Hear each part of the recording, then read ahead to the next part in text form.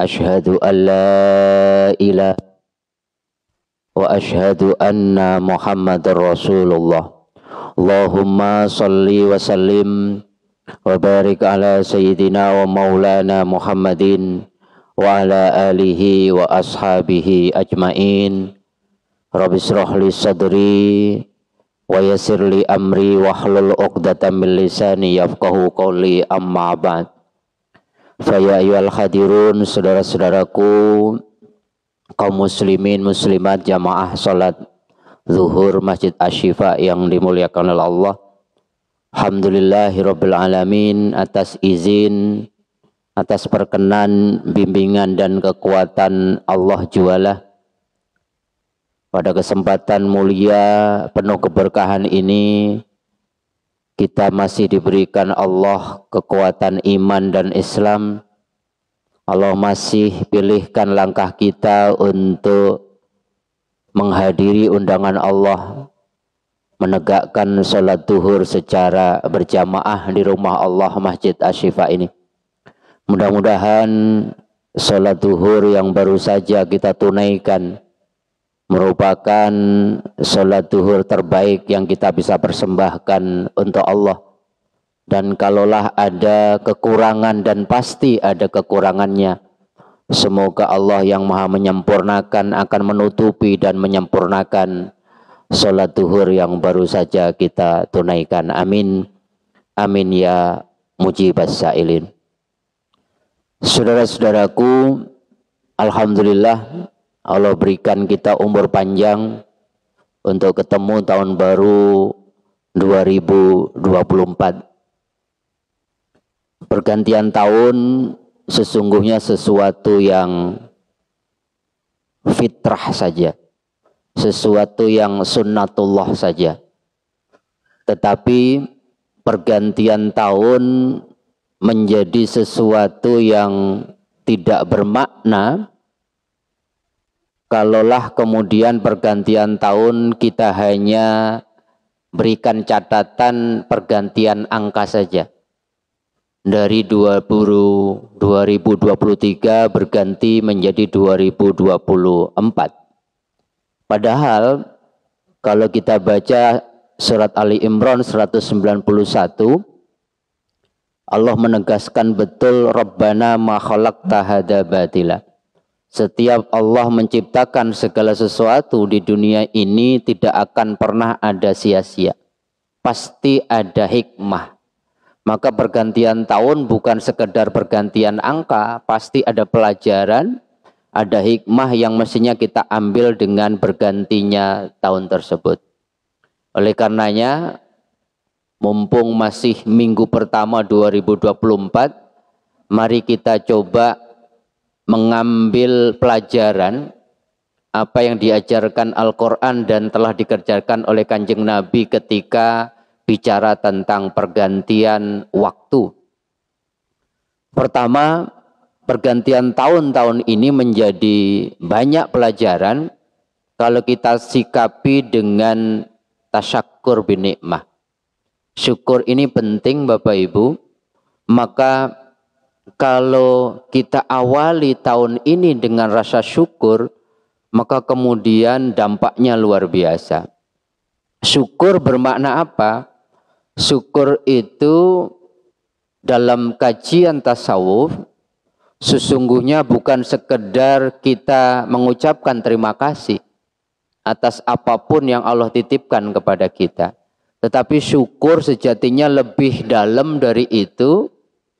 Karena buat para sufi, syukur itu sejatinya adalah sebuah pengakuan di hadapan Allah bahwa apapun pencapaian kita selama tahun kemarin 2023 itu, Kalau kita syukuri berarti kita mengakui bahwa segala pencapaian apapun yang kita raih, apakah itu pencapaian dunia maupun pencapaian akhirat ibadah-ibadah kita, dengan syukur kita sesungguhnya kita ingin mengatakan, ya Allah, apapun yang saya raih selama 2023 tidak akan pernah terwujud kecuali Engkau izinkan, Engkau berikan bimbingan dan kekuatan.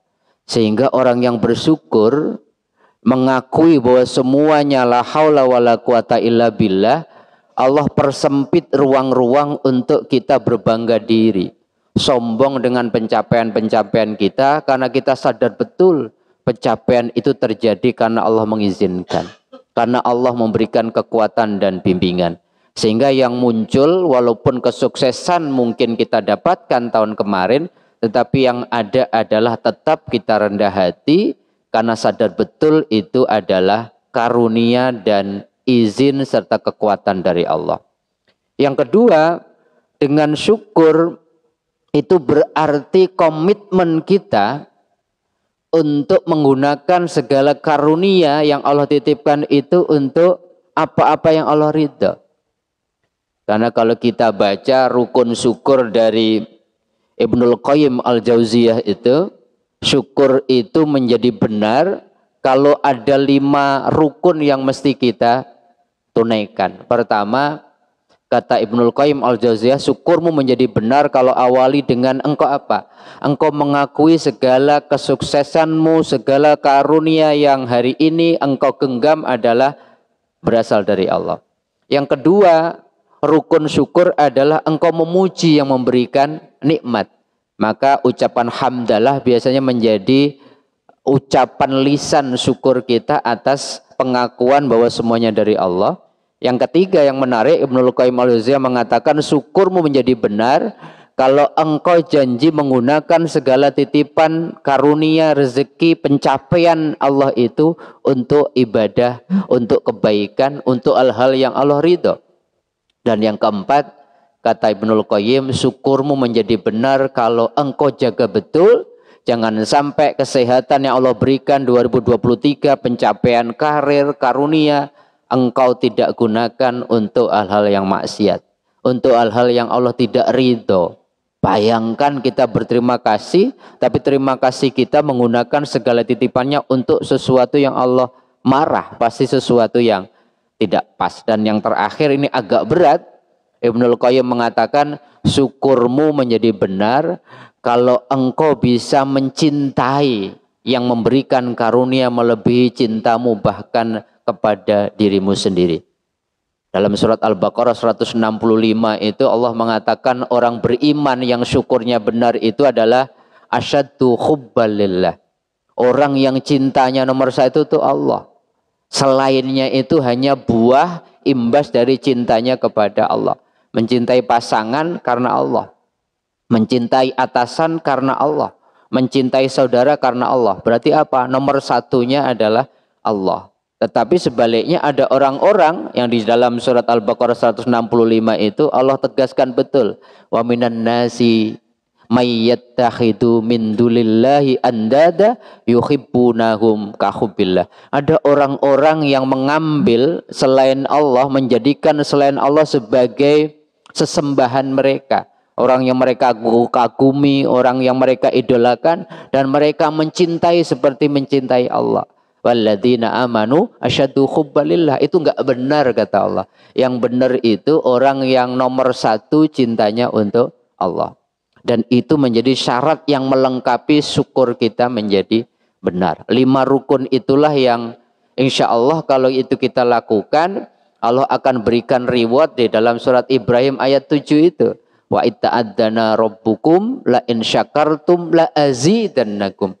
Allah telah menegaskan kalau kalian syukuri atas apapun pencapaian 2023, Allah janji Allah akan menjaga yang sudah ada dan memberikan tambahan yang lebih baik lagi. Tetapi wala in kafartum, tapi kalau kalian selama 2023 kufur, sombong, bahkan tidak mengakui, mengklaim segala pencapaian itu hasil kerja keras kita semata, melupakan ibadah kepada Allah, inna adzabi lasyadid. Allah kemudian memberikan warning, hati-hati, sesungguhnya adabku sangatlah pedih.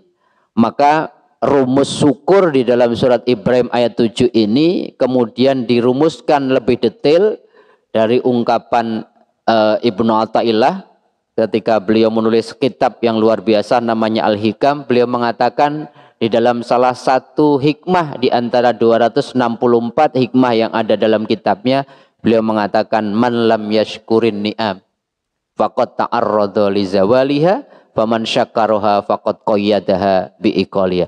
Barang siapa, kata Ibnu Athaillah, tidak mensyukuri nikmat yang Allah titipkan kepada mereka, sejatinya orang tersebut dengan sengaja atau tidak sengaja menginginkan nikmat itu lepas dari genggamannya. Tapi barang siapa mensyukuri nikmat dengan 5 rukun nikmat yang disampaikan oleh Ibnu Athaillah, oleh Ibnul Qayyim Al-Jauziyah tadi, kata Al-Hikam, kata Ibnu Athaillah, dia sudah mengikat nikmat itu dengan ikatan yang paling kuat. Maka Bapak Ibu yang dimuliakan oleh Allah, kalau kita pengen rezeki yang sudah ada Allah jaga dan Allah tambah, kuncinya syukuri. Kalau kita pengen putra putri kita yang Allah titipkan, pengen ditambah keberkahannya, jadi anak soleh dan solehah, syukuri. Kalau kita pengen punya pasangan, pengen pasangan kita tambah harmoni, tambah baik, tambah berkah, syukuri. Begitu juga kalau kita 2023 mendapatkan amanah jabatan, kalau pengen jabatan itu dijaga oleh Allah, ditambah jabatannya menjadi lebih baik lagi, syukuri dengan 5 rukun tadi. Ini yang pertama. Maka 2024 menjadi bermakna kalau kita tinggalkan 2023 dengan syukur. Yang kedua, sekali lagi kata Al-Quran, pergantian waktu bukan sekedar pergantian angka, tetapi akan bermakna kalau kita jadikan momentum untuk muhasabah. Muhasabah itu evaluasi diri. Maka di dalam bahasa Arab ilmu hisab, ilmu matematika itu disebut ilmu hisab. Muhasabah itu berarti kita mengevaluasi perjalanan kita selama 2023 itu, rapotnya di mata Allah tentunya, apakah baik ataukah sama dengan tahun sebelumnya ataukah lebih buruk. Ini muhasabah, ini penting sekali. Maka Kanjeng Nabi mengingatkan al-kayisu, orang yang cerdas, orang yang pandai, kata Rasulullah, mandana nafsahu wa amila lima ba'da maut. Orang cerdas, kata Kanjeng Nabi, adalah orang yang selalu mengevaluasi perjalanan hidupnya dan kemudian beramal, melakukan pekerjaan untuk nanti setelah dia mati. Maka orang cerdas itu adalah orang yang selalu apakah perjalanan hidupnya sudah lebih baik, dan kemudian yang lebih penting lagi wa alima wa amila lima ba'dal maut. Dia mempersiapkan bekal dia nanti menghadap Allah ketika setelah wafat. Itu disebut orang yang cerdas. Tetapi wal ajizu, sebaliknya orang yang lemah, orang yang bodoh adalah orang yang manit taba'a nafsahu hawa wa tamanna 'ala Allah.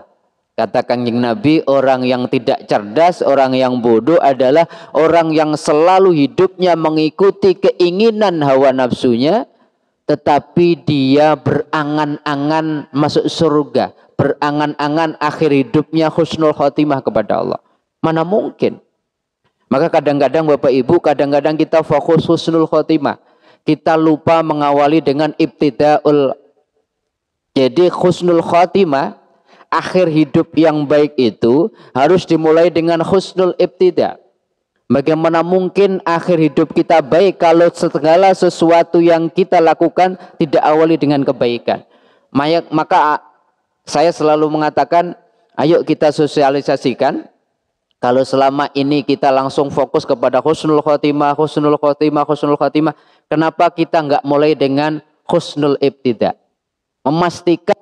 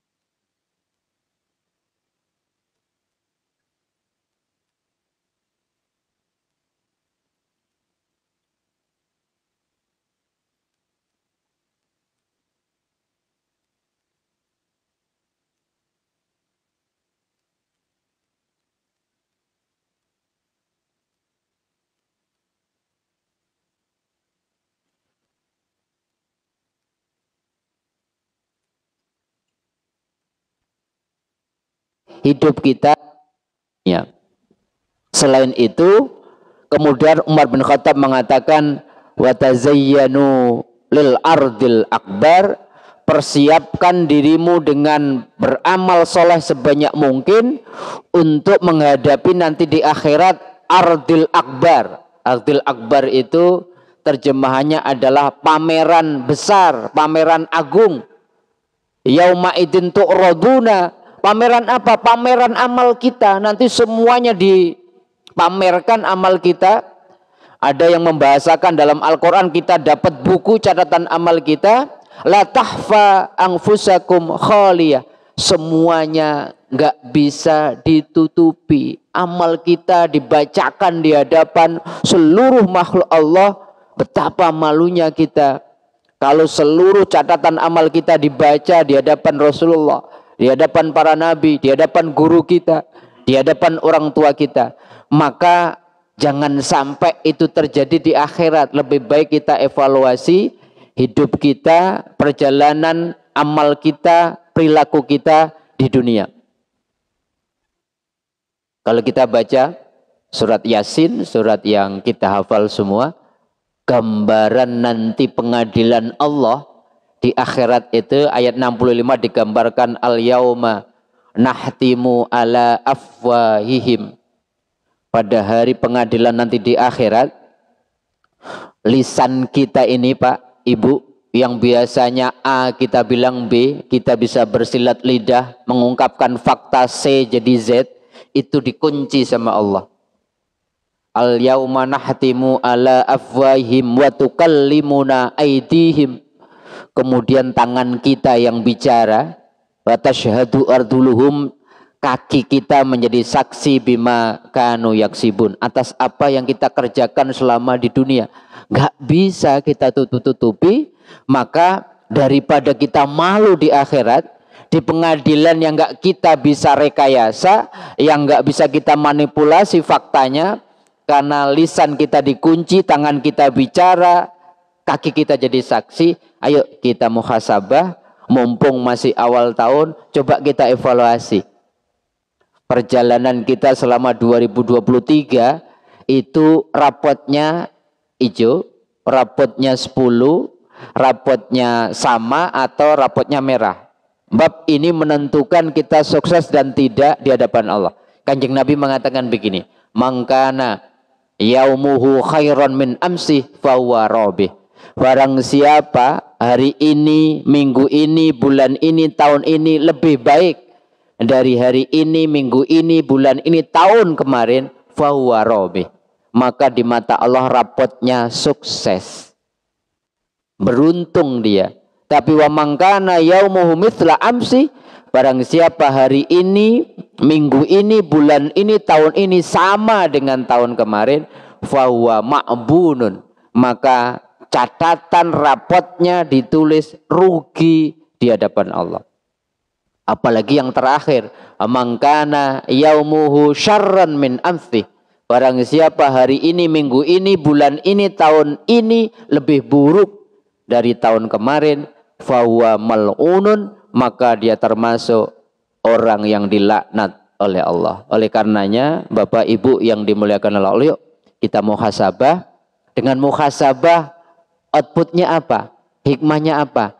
Kita tahu yang belum baik, segera kita taubati, dan kemudian mohon bimbingan Allah 2024 kita perbaiki. Oh ternyata 2023 sudah banyak hal yang sudah kita rubah menjadi lebih baik. Terima kasih, syukuri, mohon sama Allah bisa istiqomah, syukur-syukur ditingkatkan. Sehingga perjalanan kita jelas, semakin dekat sama Allah atau semakin menjauh. Yang ketiga, pergantian tahun akan bermakna kalau kita bicara tentang hakikat waktu. Ini kan persoalan waktu. Kalau bicara waktu, Quran itu menegaskan betul posisi waktu sangat penting. Saking pentingnya, kalau kita baca Al-Quran, banyak surat-surat yang diawali oleh Allah dengan sumpah dengan waktu. Tidak cukup waktu tertentu, tapi seluruh waktu. Allah misalkan bersumpah dengan mengatakan wal fajri, demi waktu fajar. Enggak cukup waktu fajar, waktu pagi, Allah bersumpah wan nahari, demi waktu siang. Enggak cukup dengan waktu siang, Allah bersumpah juga wal laili, demi waktu malam. Bahkan Allah rangkum bersumpah dengan waktu secara keseluruhan dengan surat 103 surat Al-Asr, wal asri. Para ulama tafsir mengatakan kalau Allah bersumpah dengan sesuatu dalam Al-Quran berarti yang dijadikan sumpah oleh Allah itu penting. Allah ingin hambanya melihat, memperhatikan betapa yang aku jadikan sumpah, kata Allah ini penting. Artinya apa? Waktu itu penting sekali. Karena waktu itu kesempatan. Jadi kalau masih kita punya waktu, berarti kita masih punya kesempatan untuk beramal soleh. Walaupun kita punya segalanya, tapi waktu sudah habis, berarti kesempatan juga sudah tidak ada. Maka Allah mengatakan semua orang akan rugi hubungannya dengan pemanfaatan manajemen waktu. Allah katakan wal asri innal insana lafi khusrin. Sungguh demi waktu semua manusia akan rugi, kata Allah, illal ladzina amanu, kecuali orang yang memanfaatkan mengisi waktunya pertama dengan iman. Maka 2024 akan keren, akan tidak rugi kalau kita kemudian komitmen meningkatkan iman dan ketakwaan kita. Yang kedua, wa amilus sholihat. Waktu itu akan sia-sia, bahkan minta pertanggungjawaban kepada kita kalau kita tidak isi dengan amal soleh. Pastikan apapun yang kita kerjakan itu soleh, sehingga catatannya adalah amal soleh, bekal kita nanti menghadap Allah. Yang ketiga, watawasau bil haq. Ayo kita isi waktu kita untuk amar ma'ruf nahi mungkar. Saling mengingatkan dalam kebaikan, saling mengingatkan dalam hal yang positif. Kalau ada yang tidak benar, kita ingatkan dengan cara-cara yang santun tentunya. Watawasau bis sabr, dan waktu menjadi bermakna kalau kita isi dengan saling mengingatkan dalam kesabaran. 4 hal inilah yang dianjurkan, yang diberikan petunjuk oleh Quran dalam konteks manajemen waktu, sehingga kita tidak termasuk orang-orang yang merugi tadi. Saking pentingnya waktu ini, maka Imam Syafi'i yang kita kenal sebagai madhab yang luar biasa besar di dalam Islam, madhab fikih, mengatakan begini. Imam Syafi'i mengatakan seandainya Al-Quran itu tidak 30 juz, seandainya Al-Quran itu tidak 114 surat, seandainya Al-Quran cukup 1 surat, yaitu surat Al-Asr, maka sudah cukup, kata Imam Syafi'i, menjadi pedoman manusia untuk menggapai bahagia, hasanah di dunia, termasuk juga hasanah di akhirat. Waktu penting, ayo kita manfaatin. Pepatah Arab mengatakan al-waktu kasayf illam ta'tohu qata'aka. Waktu itu bagaikan pedang, kalau kalian tidak gunakan pedang itu, maka pedang itu akan memotong kalian. Memotong apa? Memotong kesempatan-kesempatan kita untuk melakukan banyak hal yang seringkali itu menjadi sesuatu yang kita sesali kalau waktunya sudah berlalu. Padahal yang sudah berlalu tidak akan pernah kembali.